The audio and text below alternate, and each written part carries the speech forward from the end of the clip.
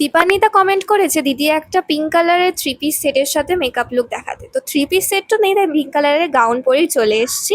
তো প্রথমেই স্কিনটাকে প্রেপ করে নিচ্ছি একটা হাইলাইটিং প্রাইমার দিয়ে, কারণ ফেস্টিভ সিজনে গ্লো তো খুবই দরকার।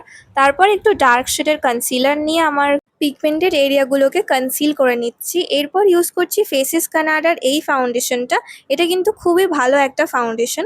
তো এটা ডট ডট করে অ্যাপ্লাই করে ভালো করে ব্রাশের সাহায্যে ব্লেন্ড করে নেব। তারপর একটা হালকা শেডের কনসিলার শেড নিয়ে আমি আমার ফেসটাকে হাইলাইট করে নেব। এরপর ইনসাইড কসমেটিকের বানানা পাউডার দিয়ে আমি ফেসটাকে সেট করে নিচ্ছি। তারপরে একটা সেটিং স্প্রে ইউজ করে নিতে হবে। এরপর আমি মার্সের অল ইন ওয়ান প্যালেট থেকে এই ব্লাশটা অ্যাপ্লাই করে নিয়েছি ভালো করে। চলো আই মেকআপটা স্টার্ট করা যাক। আই মেকআপের জন্য একটা ডার্ক পিঙ্ক শেড নিয়ে আমি ইনার এবং আউটার কর্নারে অ্যাপ্লাই করে ভালো করে ব্লেন্ড করে নেবো এবং মিডিলে দিয়ে দিচ্ছি একটা শিমারি শেড। তোমরা পিঙ্ক কালার বা গোল্ডেন কালারের শিমারি শেড ব্যবহার করতে পারো। আর নিচেও আমি কিন্তু ওই পিঙ্ক কালারের আইশ্যাডোটাই দিয়েছি, আর একটা ব্ল্যাক আইশ্যাডো দিয়ে লাইনার ড্র করে নিয়েছি। এবার মাস্কারা লাগিয়ে নিতে হবে সুন্দর করে।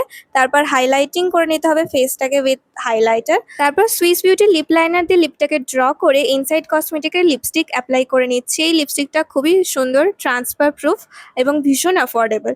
ব্যাস রেডি আমার মেকআপ লুক। কেমন লাগলো এই মেকআপ লুকটা অবশ্যই কমেন্ট করে জানিও, আর একটু হেল্পফুল লাগলে একটা লাইক করে দিও। তো দেখা হচ্ছে পরের ভিডিওতে, ততক্ষণ টাটা।